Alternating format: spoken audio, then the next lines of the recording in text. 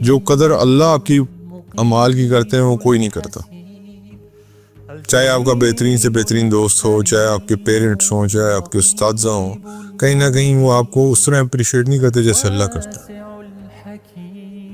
پہلی چیز تو یہ جو اللہ کے لیے سیکریفائس دیتے وہ اللہ تعالیٰ ان کو ہمیشہ کے لیے کامیاب کر دیتا ہے. اور اللہ تعالیٰ ان کا، آپ دیکھیں قرآن میں کسی کا ذکر آنا کم بڑی بات ہے، ان کا ذکر کیوں کیا اللہ نے. اس کے بعد دوسری بات یہ کہ آپ ایک اور چیز نوٹ کیجئے گا کہ دین ہمیشہ ینگ لوگوں نے ایکسیپٹ کیا.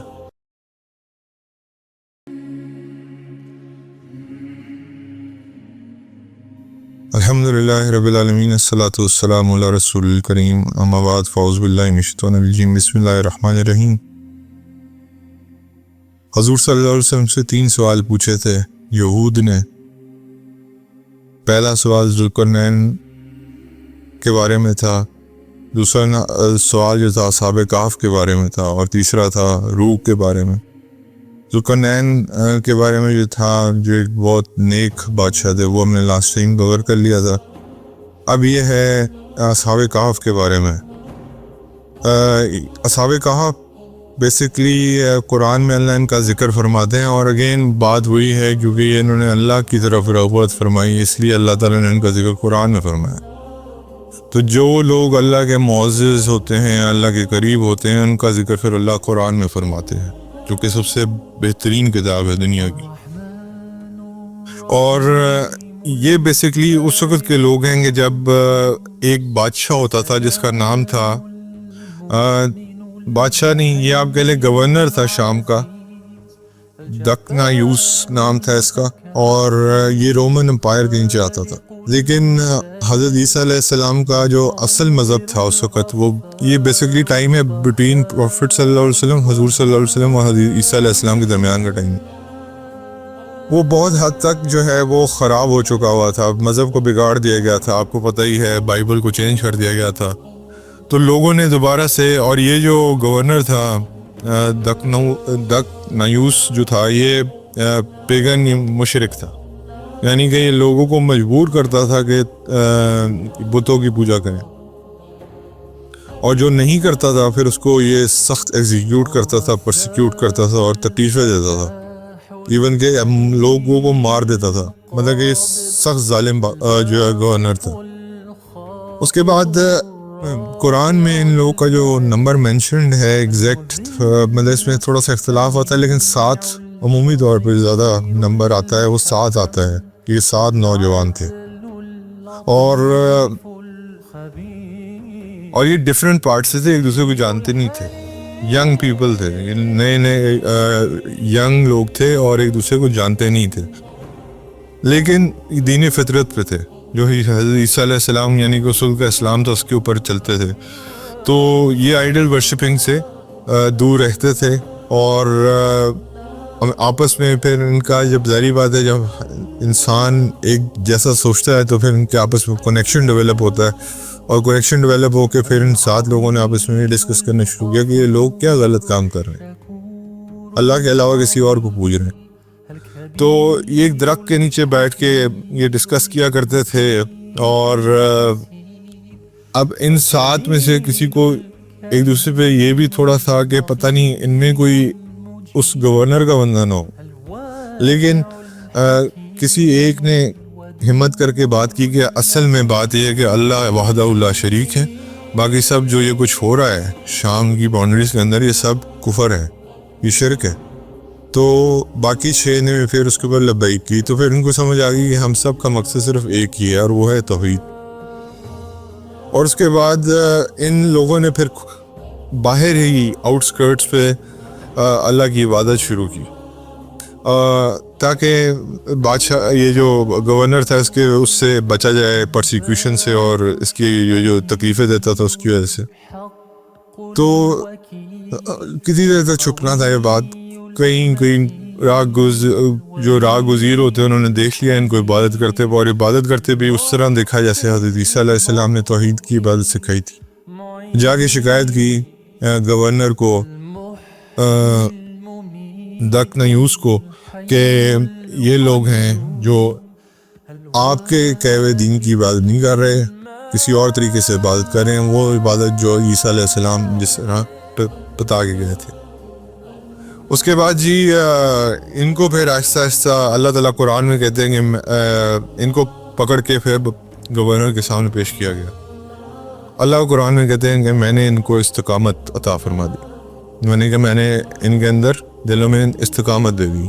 اور پھر کھل کے انہوں نے کہا کہ کس کی عبادت کرتے ہیں؟ انہوں نے کہا ہم اللہ وحدہ لا شریک ایک کی عبادت کرتے ہیں. تو اب یہ جو ساتوں حضرات تھے یہ تھے ذرا بڑے گھرانوں سے.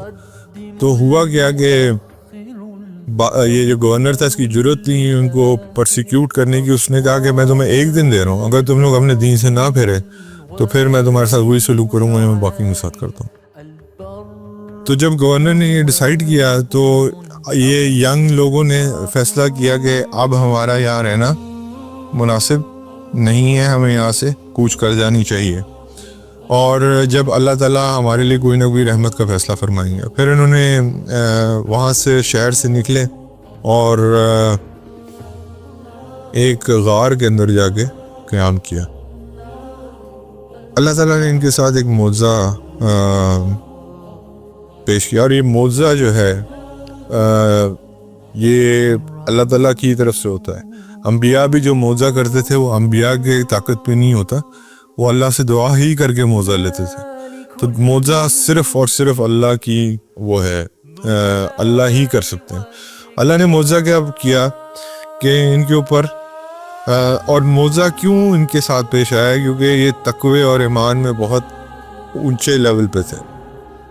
تو جب تقوی اور ایمان پہ لوگ بہت اونچے لیول پہ چلے جاتے ہیں تو پھر ان کے ساتھ اللہ تعالیٰ ایسے معاملات کرتے ہیں جو عمومی طور پہ عام آدمی کے ساتھ نہیں ہوتے. تو پھر اللہ تعالیٰ نے ان کے اوپر نیند طاری کر دی,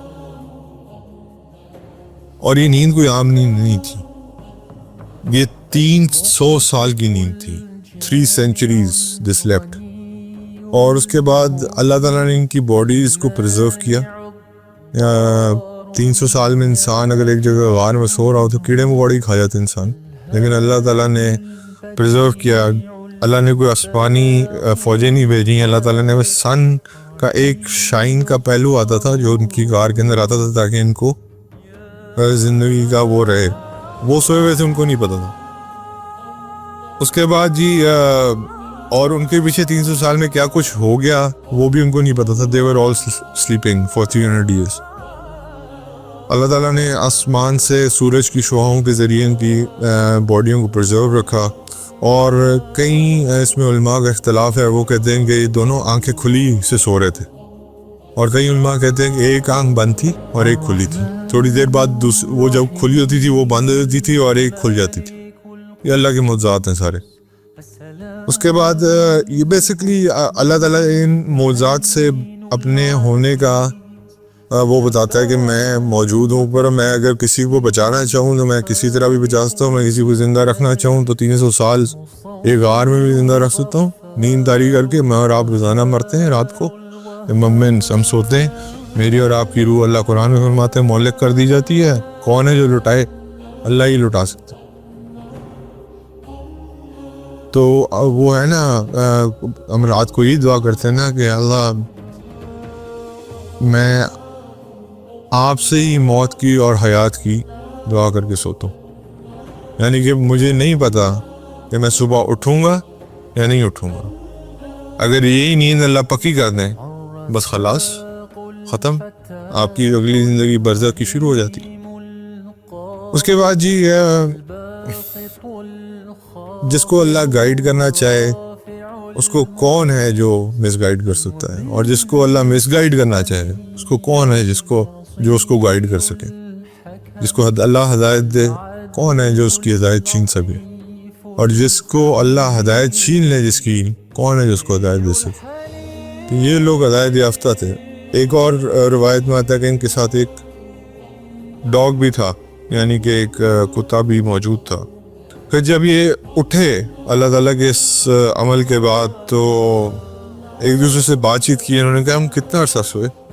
کسی نے کہا 1 دن, شاید کسی نے کہا شاید 2 دن, ایک نے کہا شاید آدھا دن. اور یہ ڈسکشن جاری تھی تو انہوں نے اللہ تعالیٰ نے بھوک انسانی اسی طرح جیسے بھوک لگتی ہے انسان اسی طرح ان کو بھوک لگی بڑی زور سے, اور انہوں نے کہا یار آرگیومنٹ بند کرو, جاؤ کھانے کے لیے کچھ لے کے آؤ. تو عرب دیکھیں 300 سال گزر گئے ہیں, لیکن جب وہ سو کے اٹھے تو وہ جو ٹیرر کی فیلنگ تھی نا اس بادشاہ, وہ جو گورنر کی ٹیرر کی فیلنگ وہ ویسی کی ویسی قائم تھی. ان کو لگا تھا حالات وہی ہیں, کیونکہ آدھا دن سوئے, کوئی کہہ رہا آدھا دن, 1 دن 2 دن 3 دن زیادہ سے زیادہ. تو لیکن ان کو یہ نہیں پتا تھا کہ 300 سال گزر گئے ہیں, جنریشنز کی جنریشنز ختم ہو گئی. تو اس کے بعد جو ہے نا one of them went to the market, ایک نے ہمت کی اور وہ مارکیٹ گیا, اور جب اس نے مارکیٹ پلیس پہ دیکھا تو اس نے دیکھا کہ بلڈنگز کچھ اور ہیں, ماحول بدل چکا ہے. خیر وہ اسے جا کے جو ہے نا کچھ جب وہ پیسے دیے, کوائن دیے, تو وہ کوائن, اب وہ کرنسی اس وقت وہ کرنسی چلتی نہیں تھی جو کوائن ان کے پاس. تو وہ جو مارکیٹ والا بندہ تھا اس نے کہا کہ یہ کوائن تو بہت پرانے ہیں, یہ آپ کو کہاں سے ملے؟ تو انہوں نے کہا کہ یہ تو وہی کوائن ہے جو ہمارے پاس ہے, یہ وہی کوائن ہے. اس کا یہ جو گورنر تھا اس کا وہ شکل بھی بنی ہوئی تھی, دک نیوز کی شکل بھی بنی ہوئی تھی. تو پھر انہوں نے مارکیٹ سے لوگ جمع کر کے جب دیکھا تو انہوں نے کہا یہ تو 300 سال پہلے کوئی ایک بادشاہ تھا یا گورنر تھا, اس کی تصویر ہے, یہ ٹریئر تم لوگوں کو کہاں سے ملا؟ کہا ٹریئر نہیں, ہم تو اس وقت کے لوگ ہیں بیسیکلی. تو پھر ان کو اس وقت کے بادشاہ کے پاس جو گورنر تھے ان کے پاس لے کے جایا گیا, اور یہ جو آئے تھے پرچیز کرنے کچھ مارکیٹ سے, اور یہ سارا واقعہ انہوں نے جب سنایا تو وہ جو گورنر تھے وہ نیک انسان تھے. تو انہوں نے ان کی بڑی قدر کی. انہوں نے کہا آپ کے باقی 6 دوست کدھر ہیں؟ انہوں نے کہا وہ باقی 6 تو غار میں ہیں. تو یہ سارے اٹھ کے غار میں ان سے ملنے گئے, اور پھر یہ, اور آپ دیکھیں 300 سال گزرنے کے باوجود ان کی جوانی ویسی کی ویسی تھی جس حالت میں وہ سوئے تھے. تو جب وہ گورنر وہاں گئے, اچھا اس میں ایک پہلو جو علماء ڈسکس کرتے ہیں وہ یہ بھی ہے کہ لوگ صحیح ہو چکے تھے, توحید پہ آ چکے تھے, لیکن ایک چیز کا مسئلہ آ رہا تھا ان کو کہ وہ آخرت کی زندگی پہ یقین نہیں رکھتے تھے. تو جو گورنر تھے, یہ نئے گورنر تھے, ان کو یہ بڑی ٹینشن تھی کہ میں ان کو آخرت کی زندگی کا یقین کیسے دلاؤں.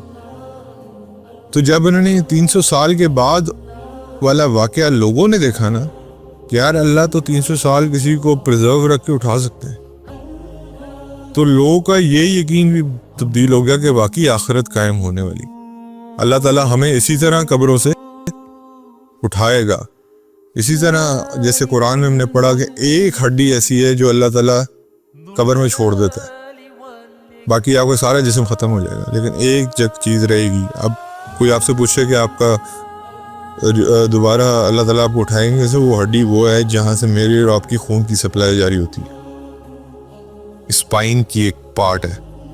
اللہ اسی سے ہے مجھے اور آپ کو, اور وہیں سے مجھے اور آپ کو پہلے بھی پیدا کیا گیا ہے, پشت کے حصے سے.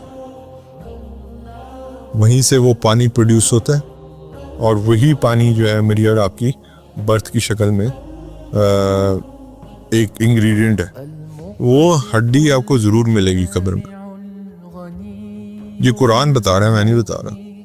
تو اللہ تعالیٰ نے یہاں تک نشانی بتا دی. تو اس کے بعد لوگوں کا یہ پھر یقین بھی کنفرم ہو گیا کہ آخرت پہ اللہ تعالیٰ ہمیں آرام سے اٹھا سکتے ہیں. جو اللہ 300 سال کسی کو بغیر نہ ان کی جوانی بڑھاپے میں گئی, وہی عمر جو ان کی تھی اسی پہ رہے, جسم کو کسی نے ٹچ نہیں کیا. غار کے اندر حالانکہ ہر قسم کی کیڑے مکوڑے, سانپ سپوڑے سب کچھ ہوتا ہے, کسی نے ٹچ نہیں کیا, ویسے کہ ویسے ہی وہ زندہ اور کھڑے کر دیے گئے. تو لوگوں کو اس چیز کا یقین بھی آ گیا کہ آخرت کی زندگی بھی حق ہے. تو میں اور آپ کا تو یقین پورا ہی نہیں ہوتا کہ اگر میں اور آپ آخرت کی زندگی پہ ایمان نہیں رکھتے. سارا مدعا ہی آخرت کی زندگی کا ہے, یہی تو مدعا ہے یہ زندگی میں اور آپ جو گزار رہے ہیں. اس کا مدعا ہی یہی ہے کہ اینڈ میں سزا اور جزا کا کانسیپٹ ہے, ورنہ تو کانسیپٹ ہی ختم ہو جائے. اگر آخرت نہ ہو تو کانسیپٹ ہی کیا ہے دنیا کا. یہی تو ملحد یا ایتھیسٹ کہتے ہیں وہ تو خیر خدا کا بھی انکار کرتے ہیں معاذ اللہ، لیکن میں آپ کو صرف یہ بتا رہا ہوں کہ آخرت کا انکار کرنے والے لوگ بھی موجود ہیں۔ وہ کہتے ہیں اب استغفر اللہ، کہیں ایسے جو لوگ ہیں جو کہتے ہیں کہ جو آپ کی زندگی جیسی گزر رہی ہے نا، اگر وہ اچھی گزر رہی ہے تو یہی آپ کی جنت ہے معاذ اللہ، اور اگر بری گزر رہی ہے تو یہ آپ کی جہنم ہے معاذ اللہ۔ یہ میں نے کچھ Islamic scholars, so called Islamic scholars کے منہ سے الفاظ سنے ہیں۔ جو اچھا کما رہا ہے وہ جنت کی زندگی بسر کر رہا ہے، حالانکہ آپ دیکھ رہے ہیں جو اچھا کما رہا ہے وہ سوسائڈ بھی کر رہا ہے، راتوں کو سو بھی نہیں پا رہا، اور جو بری حالت میں ہے وہ اس کے جہنم ہے۔ حالانکہ نبی کریم صلی اللہ علیہ وسلم کی حدیث بالکل اس کے برعکس، اور وہ کہتے ہیں کہ مومن کے لیے یہ دنیا قید خانہ ہے اور کافر کے لیے یہ جنت ہے، جبکہ کافر کو پتہ نہیں ہے کہ اس کے ساتھ کیا ہونے والا آخرت میں، اور مومن کو پتہ نہیں۔ وہ قید خانہ اس لیے کہہ رہے ہیں کہ اگر مومن اچھی زندگی بھی گزار رہے ہیں نا تو وہ قید خانے میں ہی ہے، کیونکہ اس کو پتہ ہے میرے اوپر کچھ لمٹس ہیں، اللہ کی باؤنڈریز لگی ہوئی ہیں۔ تو لیسن کیا ہیں جی اس میں سے جو مجھے اور آپ کو پتہ ہونے چاہیے؟ اصحاب کہف کے لیسنز کیا ہیں؟ ایک لیسن تو یہ ہے کہ جو لوگ اللہ کے لیے قربانی دیتے ہیں اللہ ان کو کبھی نہیں بھولتا۔ یاد رکھیے گا، ماں باپ بھی اس میں انکلوڈ کروں گا، اساتذہ بھی میں اس میں انکلوڈ کروں گا، کوئی نہ کوئی انسان اللہ ماشاء اللہ ہو جو قدردان ہے، لیکن اللہ کے علاوہ کوئی قدردان نہیں۔ جو قدر اللہ آپ کی اعمال کی کرتے ہیں وہ کوئی نہیں کرتا، چاہے آپ کا بہترین سے بہترین دوست ہو، چاہے آپ کے پیرنٹس ہوں، چاہے آپ کے اساتذہ ہوں، کہیں نہ کہیں وہ آپ کو اس طرح اپریشیٹ نہیں کرتے جیسے اللہ کرتا ہے۔ پہلی چیز تو یہ جو اللہ کے لیے سیکریفائس دیتے ہیں وہ اللہ تعالیٰ ان کو ہمیشہ کے لیے کامیاب کر دیتا ہے، اور اللہ تعالیٰ ان کا، آپ دیکھیں قرآن میں کسی کا ذکر آنا کم بڑی بات ہے، ان کا ذکر کیوں کیا اللہ نے؟ اس کے بعد دوسری بات یہ کہ آپ ایک اور چیز نوٹ کیجئے گا کہ دین ہمیشہ ینگ لوگوں نے ایکسیپٹ کیا۔ حضور صلی اللہ علیہ وسلم کے زمانے میں بھی دیکھ لیں، سیدنا صدیق اکبر کے علاوہ سارے اصحاب جو تھے وہ بھی حضور سے 1 سال چھوٹے تھے، باقی سارے اصحاب جو تھے they were in 20s teens۔ تو یعنی کہ جو اس میں تفسیر میں پڑھ رہا تھا اس کی سورہ کاف کی، اس میں لکھا ہوا تھا کہ جو بوڑھے ہو چکے ہوتے ہیں نا، وہ ان کا دماغ، کسی کو اللہ ہدایت دے دے تو دے دے، لیکن ان کا دماغ فکس ہو چکا ہوتا ہے۔ آج میں اور آپ بھی، اللہ معاف کرے، ہمارا حال بھی وہی ہوا ہے جو اللہ تعالیٰ نے قرآن میں کہا نا کہ یہ اپنے باپ دادوں کے دین پہ چلتے ہیں۔ کوئی دیوبندی کے گھر پیدا ہوا تو وہ کہتا ہے میں دیوبندیت کو ہی فالو کروں گا، کوئی بریلوی میں کا گھر پیدا ہوا وہ کہتا ہے بریلویت کو ہی فالو کروں گا، کوئی اہل حدیث کے گھر پیدا ہوا تو وہ کہتا ہے میں بھائی آپ اگر سوچیں تو میں نماز کیوں پڑھ رہا ہوں؟ کیا میں صرف اس لیے پڑھوں کہ میرے والد صاحب پڑھتے تھے؟ نہیں، یہ ایک اللہ کا حکم ہے، میں عبادت اللہ کے حکم کے کہنے پر کر رہا ہوں، میں اعمال اللہ کے حکم کے اوپر کہنے نہیں کر رہا ہوں، کسی کو دیکھ کے نہیں کر رہا، اور جو مجھے ٹھیک لگتا ہے میں اس کو فالو کروں گا۔ میں اپنے باپ داداؤں کے ریلیجن کو فالو نہیں کروں گا، میں نے اسلام کو فالو کرنا ہے، اور اسلام سمجھ کہاں سے آتا ہے؟ علماء سے، قرآن سے، حدیث سے۔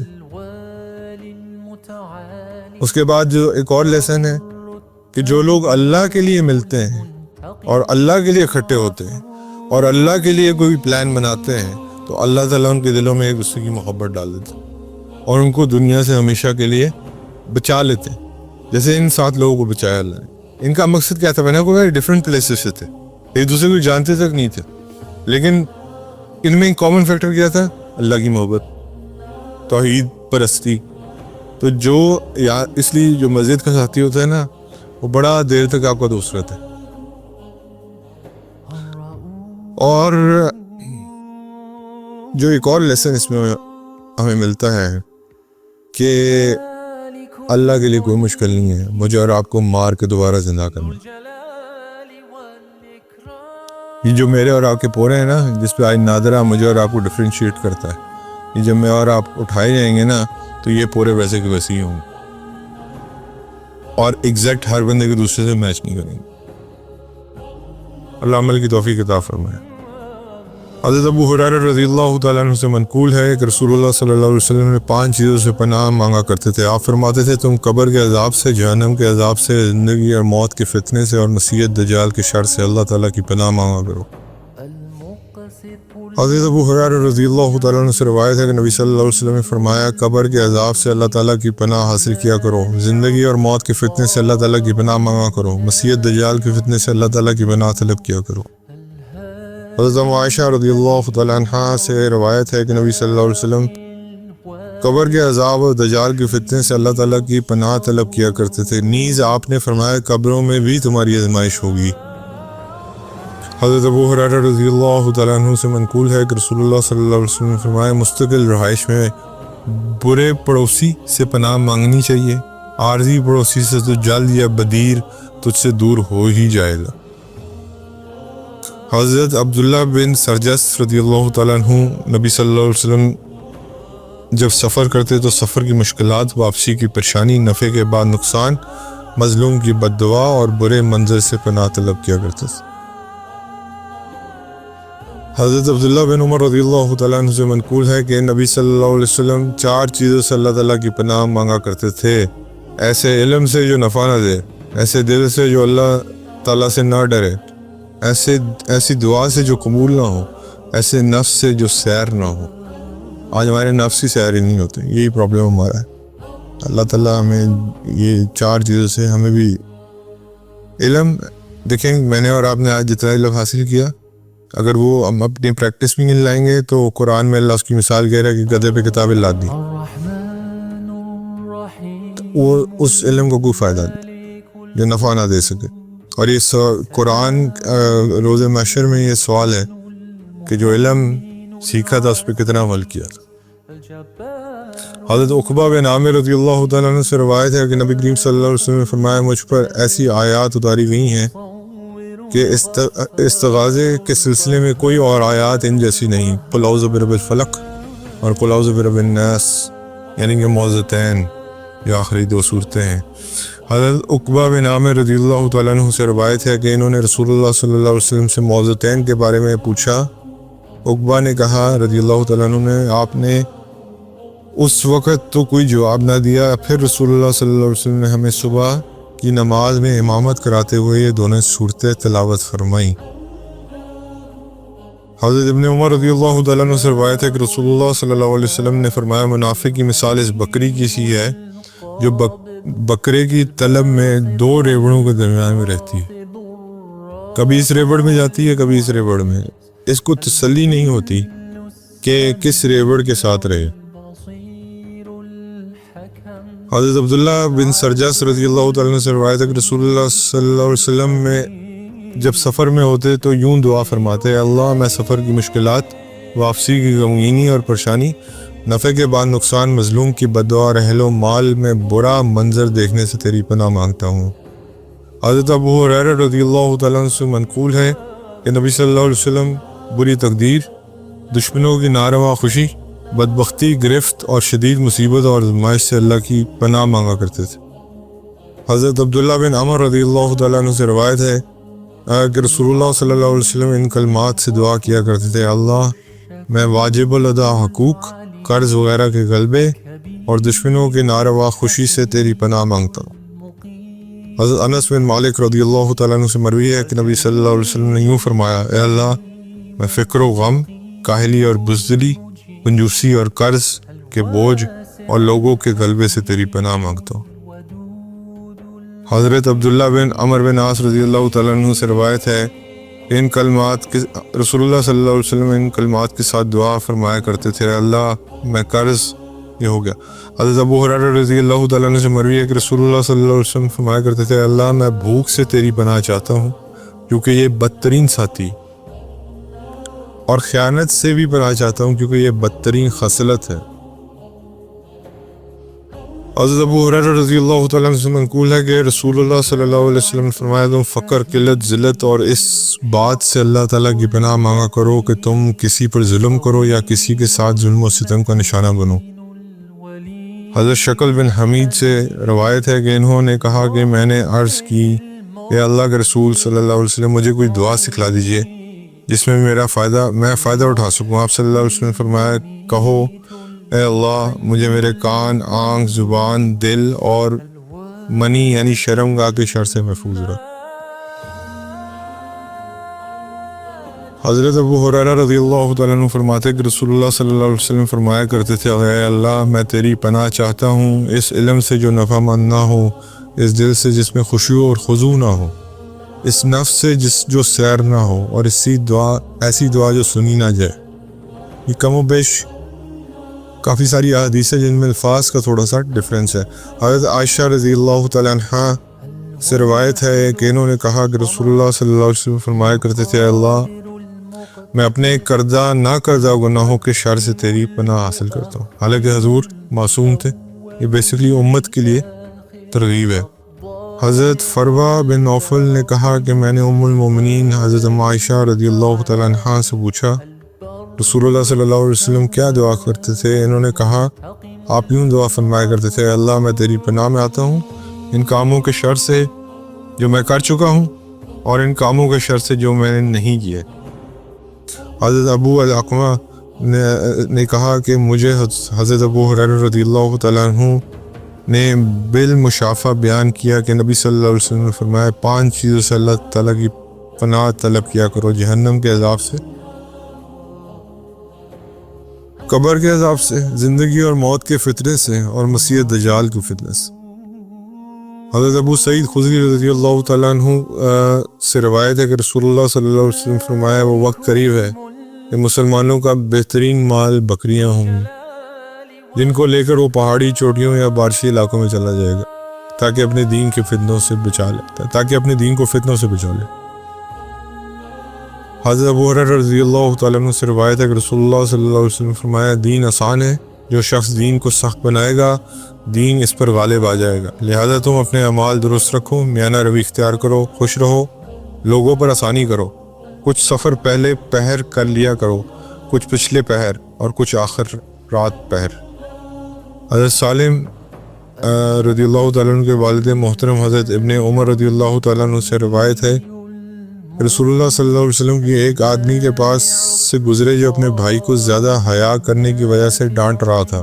آپ نے فرمایا رہنے دو، حیا ایمان کا حصہ ہے. حضرت ابو ہریرہ رضی اللہ تعالیٰ عنہ سے روایت ہے کہ رسول اللہ صلی اللہ علیہ وسلم فرمایا جو شخص ماہ رمضان المبارک کا قیام ایمان کی حالت میں اور ثواب کی نیت سے کرے اس سے پہلے تمام گناہ معاف کر دیے جاتے. حضرت عائشہ رضی اللہ تعالیٰ عنہ سے روایت ہے کہ نبی صلی اللہ علیہ وسلم قبر کے عذاب اور دجال کے فتنے سے اللہ تعالیٰ کی پناہ طلب کیا کرتے تھے. نیز آپ نے فرمایا قبروں میں تمہاری آزمائش ہوگی.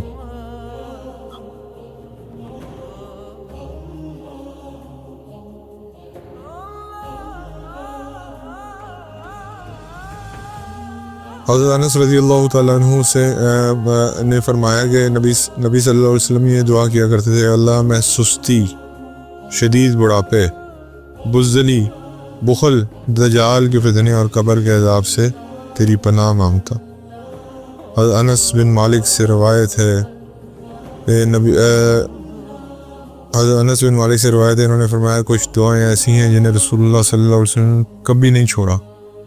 آپ فرمایا کرتے تھے اے اللہ میں فقر، غم، عاجزی، سستی، بخل، بزدلی اور لوگوں کے غلبے سے تیری پناہ مانگتا. حضرت انس رضی اللہ تعالیٰ عنہ سے روایت ہے کہ رسول اللہ صلی اللہ علیہ وسلم یوں دعا فرمایا کرتے تھے اللہ میں عاجزی، سستی، بخل، شدید بڑھاپے، قبر کے عذاب سے، زندگی اور موت کے فتنے سے تیری پناہ مانگتا ہوں. حضرت ابن مسعود رضی اللہ تعالیٰ عنہ سے نے فرمایا کہ نبی اکرم صلی اللہ علیہ وسلم نے 5 چیزوں سے اللہ تعالیٰ کی پناہ طلب کیا کرتے تھے: بخل، بزدلی، بری عمر، سینے کے فتنے سے اور قبر کے عذاب سے. سینے کے فتنے کا مطلب ہے دل کا خراب ہونا.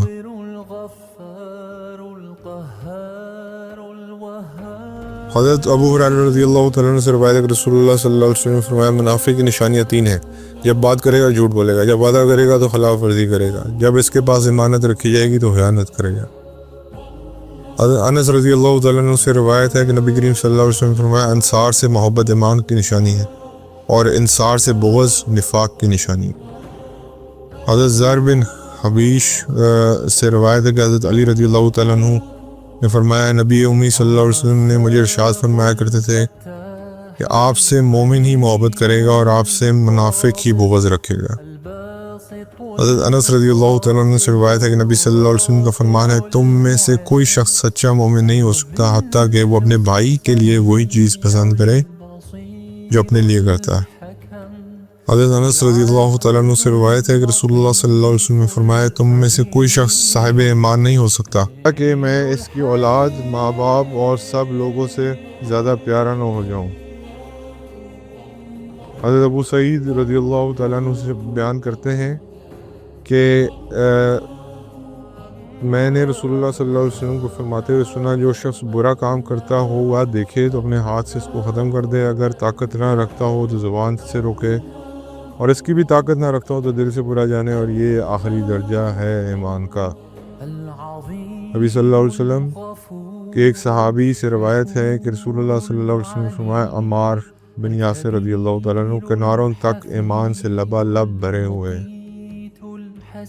حضرت ابو ہریرہ رضی اللہ تعالیٰ عنہ سے روایت ہے کہ رسول اللہ صلی اللہ علیہ وسلم نے فرمایا ایمان کی 70 سے زائد شاخیں ہیں، ان میں سے افضل کلمہ توحید ہے اور رسالت کی ادائیگی ہے، اور ان میں سے کم مرتبہ راستے سے تکلیف دہ چیز کو دور کرنا ہے، اور حیا بھی ایمان کی شاخ ہے۔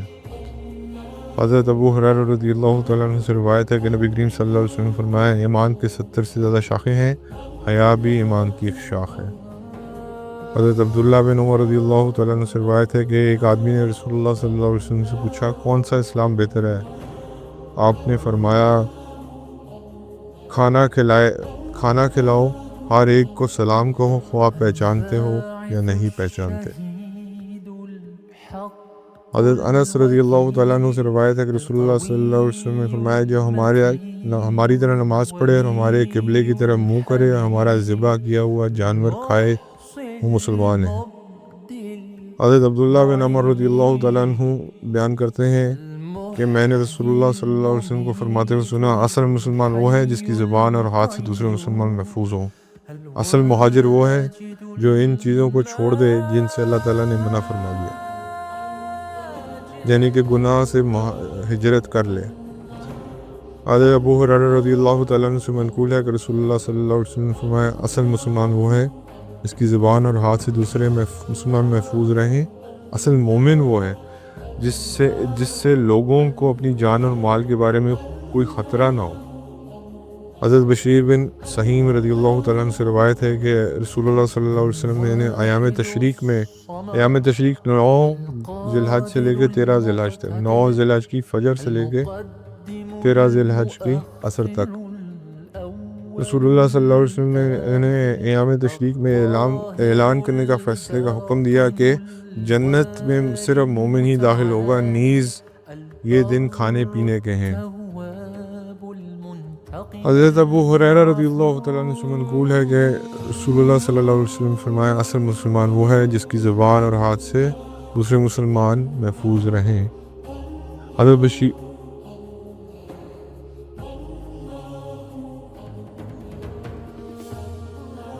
حضرت عبداللہ بن حبشی خشعی رضی اللہ تعالیٰ عنہ سے روایت ہے کہ نبی صلی اللہ علیہ وسلم سے پوچھا گیا کون سا عمل افضل ہے؟